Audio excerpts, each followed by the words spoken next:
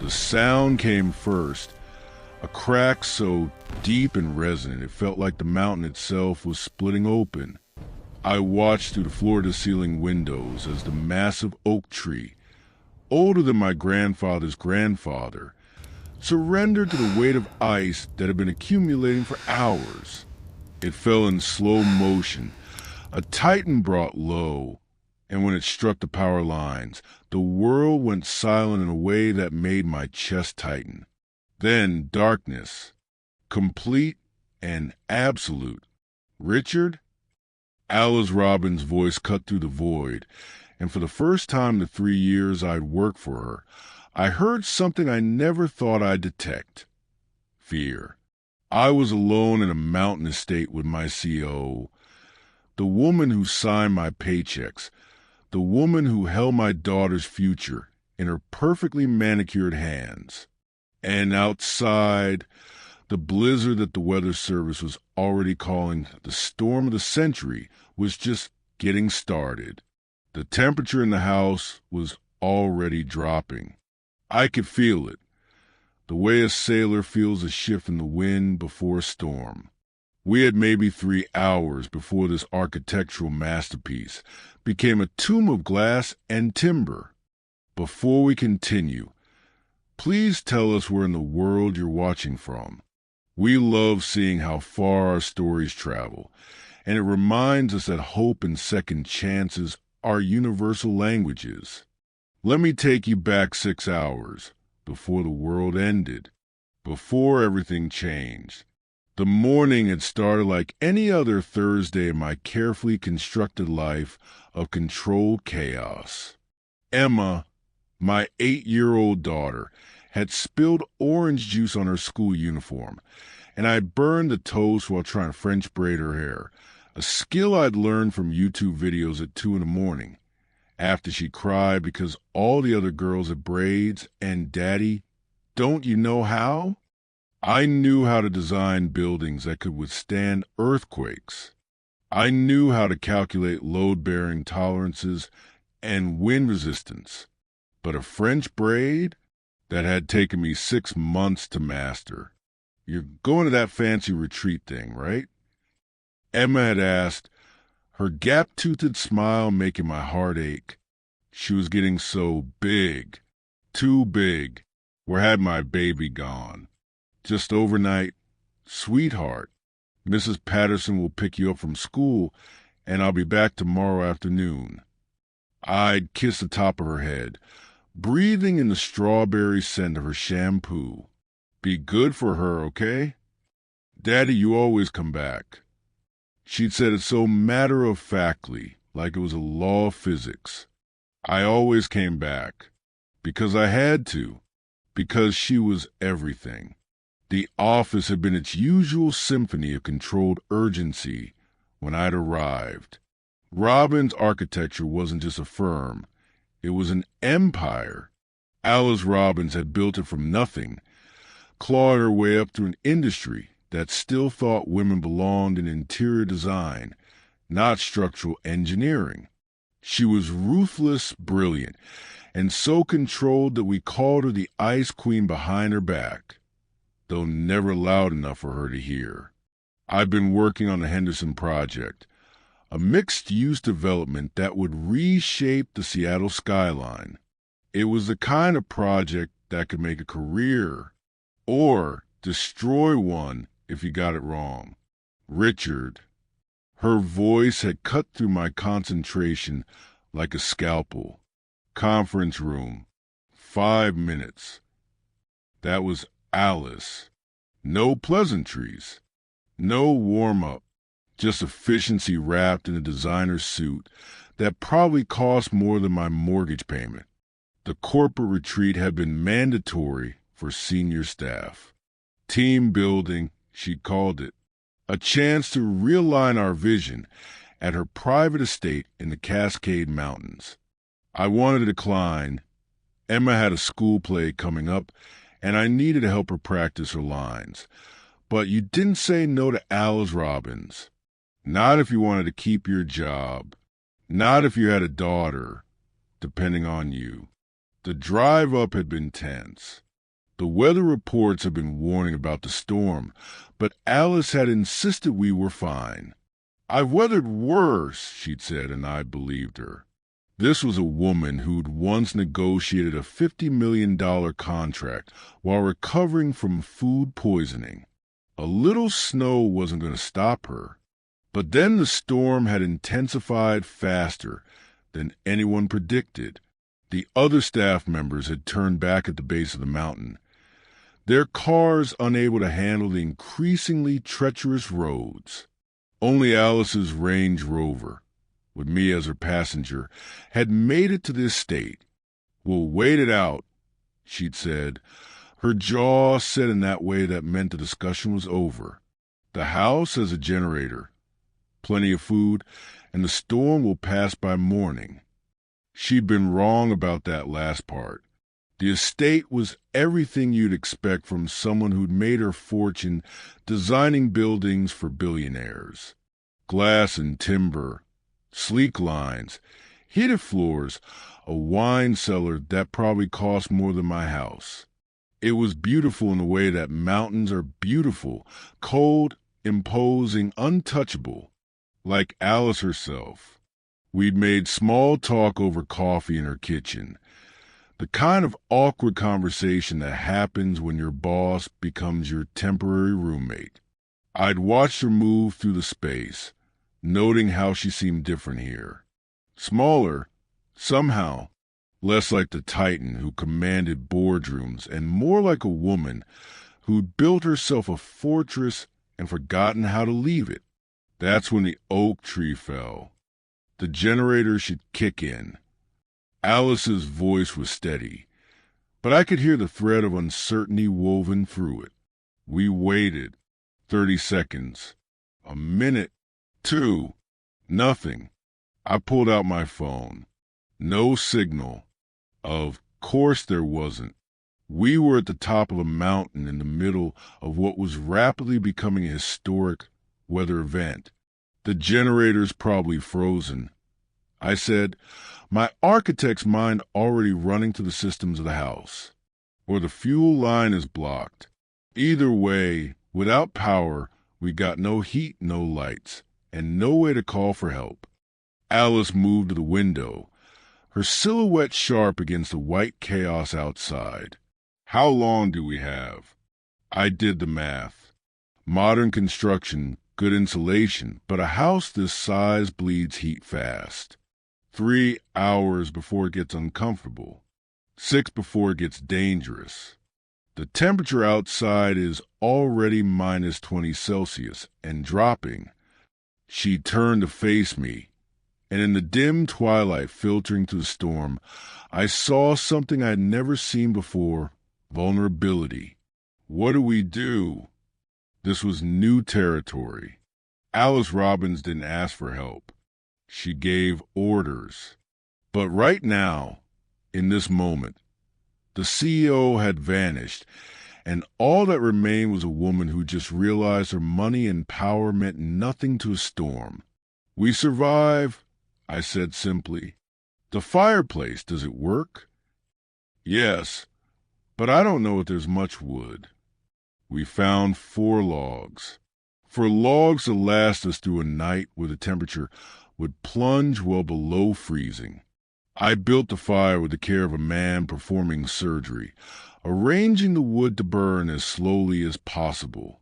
Alice watched, her arms wrapped around herself, and I caught myself noticing details I'd trained myself to never see. The way her dark hair fell across her shoulders when it wasn't pulled into its usual severe bun, the delicate line of her collarbone visible at the open collar of her cashmere sweater, the fact that without her heels, she was smaller than I'd realized. "Stop it," I told myself. "This is your boss. This is the woman who controls your livelihood."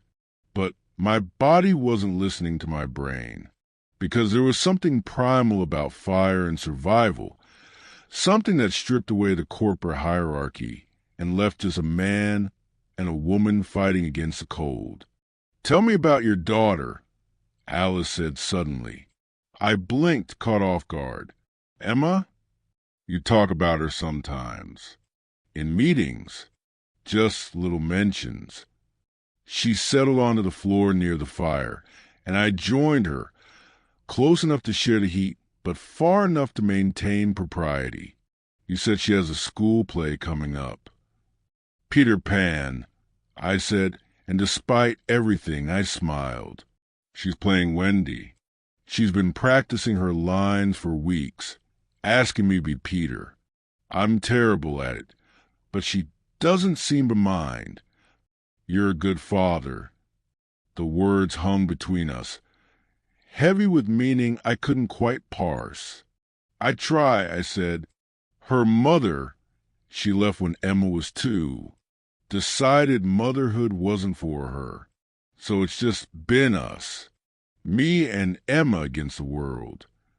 Alice was quiet for a long moment. The fire crackled, casting dancing shadows across her face. I almost had a family once, she said, so softly I almost missed it.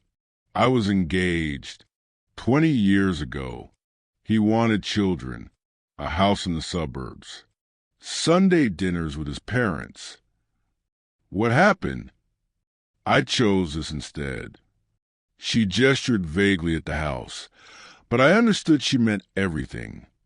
The company, the success, the empire she'd built. I told myself I'd have time later, that I could have both.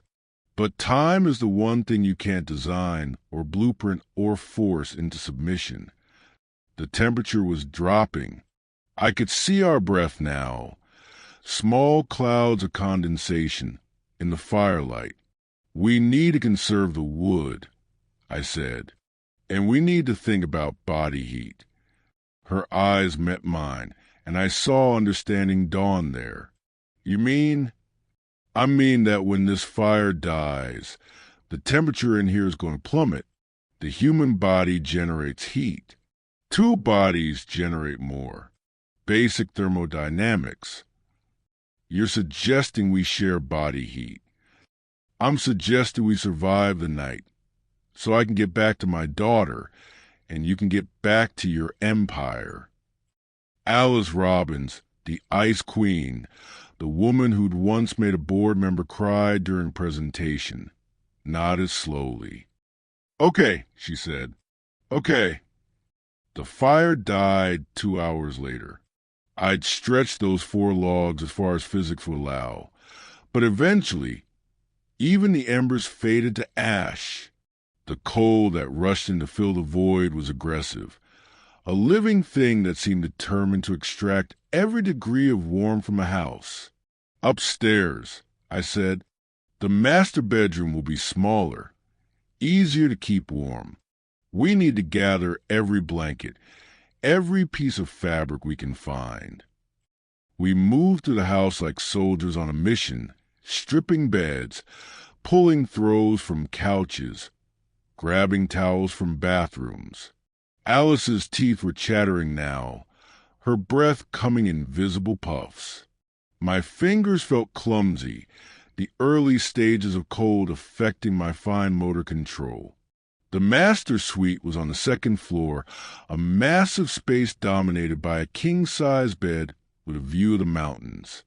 Under different circumstances, it would have been romantic. Right now, it was a survival shelter. I piled the blankets on the bed, creating layers. We need to change, I said. Wet clothes will kill us faster than anything. Do you have anything dry? Well, if possible. She disappeared into her closet and emerged with sweats, thick socks, a thermal shirt. I looked away as she changed, giving her privacy, even though we both knew that privacy was about to become a luxury we couldn't afford. I changed into my spare shirt and the emergency clothes I kept in my car, a habit from years of single fatherhood, always prepared for Emma's spills and accidents. Then came the moment we'd both been avoiding. We need to get under the blankets, I said, and we need to be close. The air gap between us will just steal heat. I know this is uncomfortable, but it's survival. Alice climbed onto bed, her movement stiff with more than just cold. I slid in beside her, and we pulled the mountain of blankets over us. The first contact was electric, her back against my chest, my arm awkwardly hovering, unsure where to rest. It's okay, she whispered. I wrapped my arm around her waist, pulling her closer, and felt her shiver, though I wasn't sure if it was from cold or something else entirely. "Richard," she said after a moment, "can I tell you something? We got all night. I've been watching you. Not in a weird way," she added quickly, "but in meetings when you talk about Emma. The way your whole face changes. The way you check your phone every hour to see if she's texted. The way you negotiate deadlines around her school events." I didn't know what to say, so I stayed quiet. "I envy that," she continued, her voice thick with an emotion I couldn't name. "The way you have something more important than work. I built this company. I sacrificed everything: relationships, friendships, sleep, health. And for what? So I could die alone in a house too big for one person?" "You're not going to die," I said firmly. "Not tonight. Not on my watch." She turned in my arms, and suddenly we were face to face, inches apart in the darkness. "You don't understand. I'm not just talking about the storm. I'm talking about life. I look at you, and I see someone who's living, really living, not just existing, not just accumulating achievements and accolades. You have Emma. You have purpose beyond the next project." "You have purpose," I countered. "You've built something remarkable. You created jobs, designed buildings that will outlast us both. But who will remember me?" The question hung in the frozen air between us. "When I'm gone, who will miss me? Who will tell stories about me the way Emma will tell stories about you?" My heart cracked a little, because I understood, suddenly, that Alice Robbins wasn't cold. She was lonely. "There's a difference. It's not too late," I said. "It's never too late to build a different kind of life. Isn't it? I'm 45 years old. I've burned every bridge. I prioritized profit over people so many times that people became expendable. You haven't burned this bridge," I said quietly.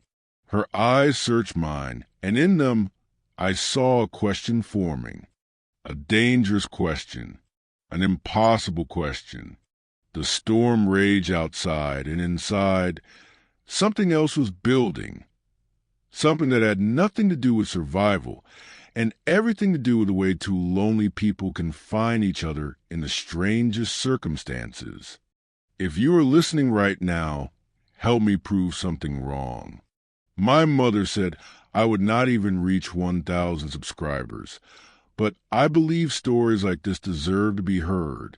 Help me show her that these tales matter. Please subscribe to this channel by hitting that subscribe button, and let's keep breathing life into stories that were never meant to stay silent. Time became elastic in the darkness. Minutes stretched into hours or collapsed into seconds. I couldn't tell anymore. The cold was relentless, a physical presence that pressed against us from all sides.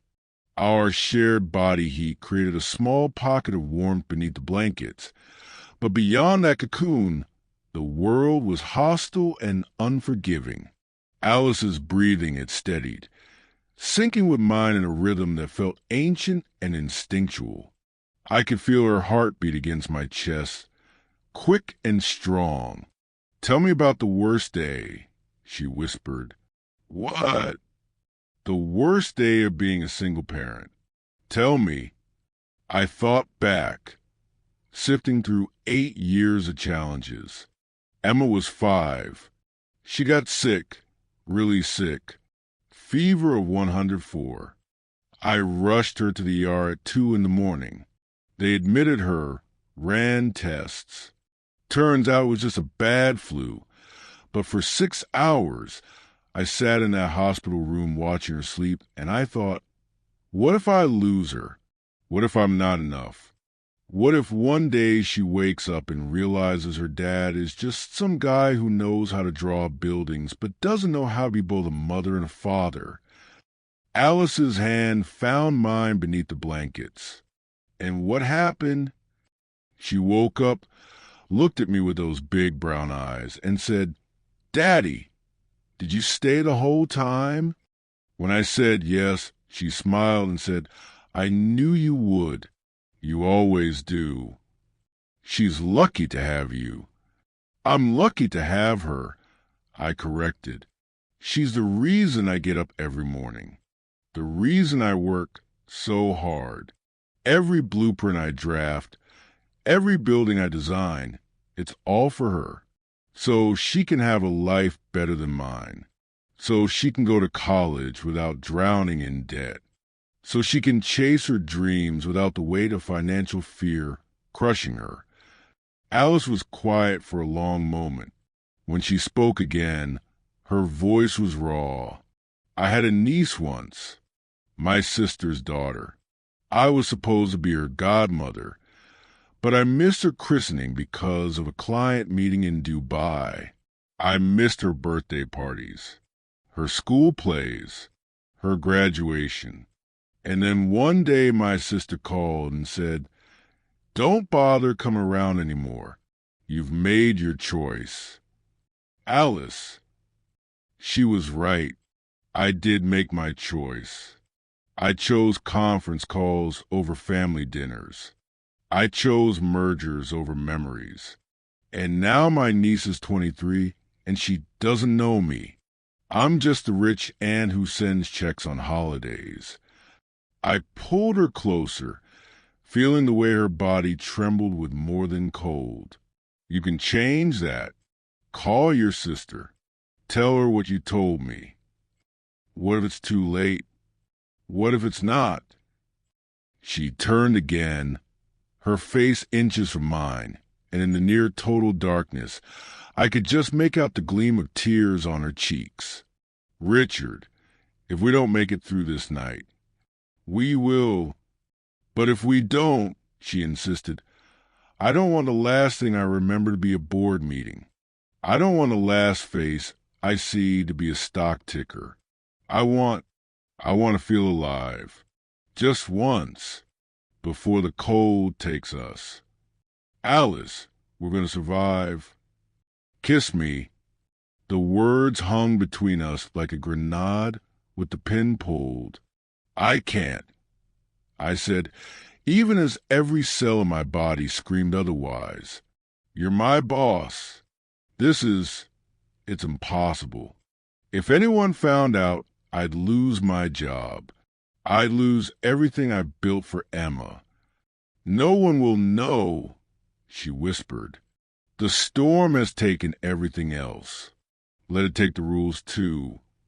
I should have said no. I should have maintained the boundary.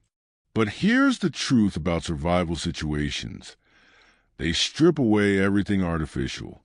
The corporate hierarchy, the social contracts, the careful distance we maintain, all of it evaporated in the face of a more fundamental truth. We were two people, cold and scared and alive, and life is short and fragile and precious. I kissed her.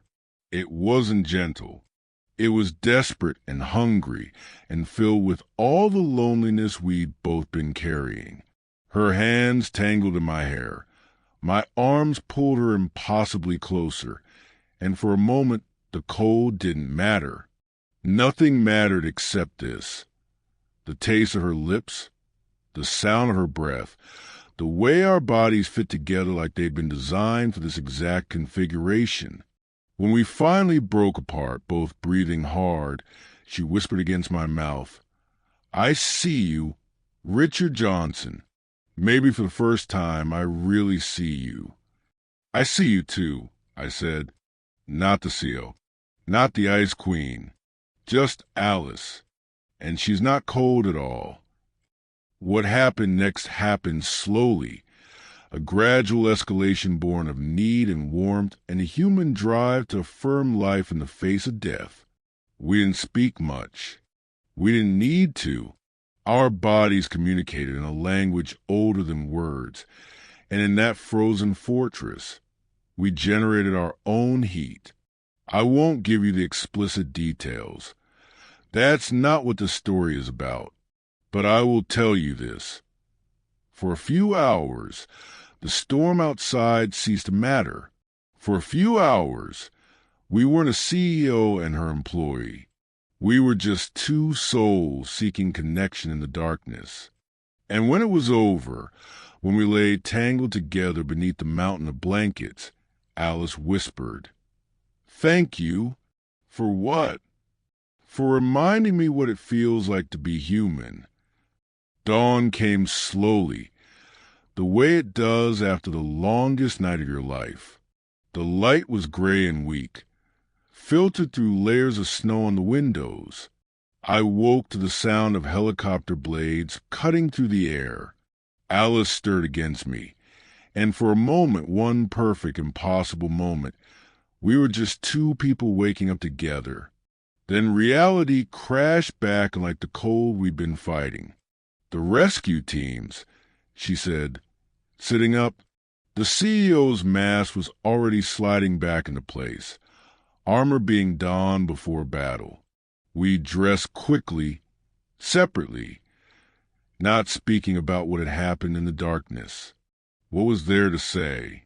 We'd crossed a line that couldn't be uncrossed, but the world beyond this estate didn't care about our reasons or our connection.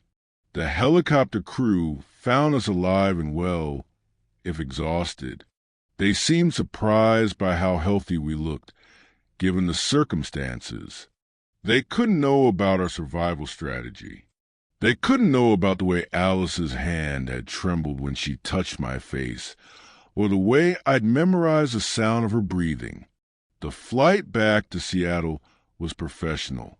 Alice sat across from me, typing on her phone that sprung back to life with Signal. The walls were back up. The Ice Queen had returned to her throne. But here's what the rescue crew didn't see. The way her foot pressed against mine under the seat, a small acknowledgement of what we'd shared. 3 weeks later, I stood in the conference room, presenting the final designs for the Henderson project. The board members nodded approvingly. Alice sat at the head of the table, her expression neutral, professional, untouchable. But when everyone else filed out, she stayed. "So, did I?" "The project is approved," she said, not looking at me. "You'll be promoted to lead architect, effective immediately. It comes with a significant raise." "Thank you, Richard." Now she looked at me, and I saw it, the same vulnerability I'd witnessed in the darkness. I called my sister. Last week, we talked for 3 hours. I'm flying out next month to see my niece. To try. My heart swelled. "Alice, that's incredible. You were right. It wasn't too late." She stood, moved to the window overlooking the city. "But this, "I know," I said quietly. "The world isn't ready for a CEO and her employee. The board would force me to fire you, or force me out. Either way, we both lose everything we built. Emma's school play is next Friday," I said. 7 p.m. at Madison Elementary. You should come, as a friend." She turned, and I saw the question in her eyes. Not a romantic question. Something deeper. An invitation into the life she glimpsed, the life she decided she wanted to build for herself. "I'd like that," she said softly. We didn't kiss. We didn't touch. But as I left the conference room, I felt her eyes on my back, and I knew that night in the blizzard had changed us both in ways that couldn't be quantified in quarterly reports or architectural blueprints. Emma's performance as Wendy was everything I'd hoped it would be. She remembered all her lines, didn't trip over her costume, and her smile could have powered the whole auditorium. I stood in the back, recording on my phone, my heart so full of hurt, and beside me, wearing jeans and a simple sweater instead of her usual power suit, Alice Robbins watched with tears streaming down her face. "Thank you," she whispered during the curtain call. "For what?" "For showing me that it's not too late, that I can still build something that matters, not with steel and glass, but with time and presence and love." After the play, I introduced her to Emma. "This is Ms. Robbins. She works with Daddy. You came to my play." Emma's face lit up. "Did you like it?" "I loved it," Alice said, and her voice was thick with emotion. "You were absolutely brilliant." Emma beamed, then grabbed both our hands. "Can we get ice cream?" "Daddy always gets ice cream after plays, but he says I can only have one scoop. But maybe if you come, he'll let me have two?" Alice laughed. A real laugh, not the controlled chuckle I'd heard in boardrooms. "I think that sounds perfect." We walked out of that school together, my daughter between us, chattering about Peter Pan and flying and adventures. And I realized that sometimes survival isn't about making it through the night. Sometimes it's about having the courage to build a different kind of life in the morning. Alice and I never became lovers again. The risk was too great, the stakes too high. But we became something perhaps more valuable. Friends, co-conspirators in a radical act of choosing life over success, connection over achievement, presence over power. She started coming to Emma's events, not all of them, but enough that Emma started calling her Miss Alice and drawing pictures of the three of us. She met her niece and slowly rebuilt that bridge. She started leaving the office before dark, started asking her employees about their families, started measuring success in laughter instead of quarterly earnings. And me? I still design buildings, still draft blueprints. But now when I look at the structures I create, I think about the spaces between the walls, the rooms where families will gather, where children will grow, where people will live and love and survive their own storms.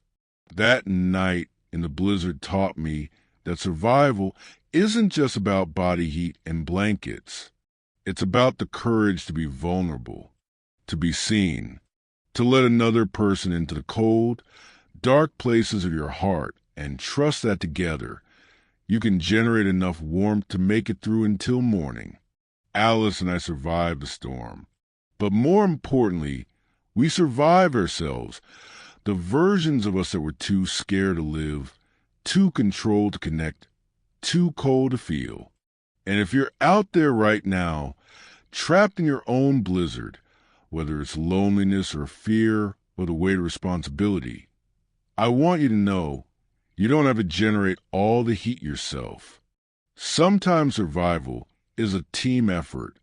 Sometimes the people you least expect can become your shelter in the storm. The morning always comes, but what you build in the darkness, that's what matters. If you are listening right now, help me prove something wrong. My mother said I would not even reach 1,000 subscribers, but I believe stories like this deserve to be heard. Help me show her that these tales matter. Please subscribe to this channel by hitting that subscribe button, and let's keep breathing life into stories that were never meant to stay silent.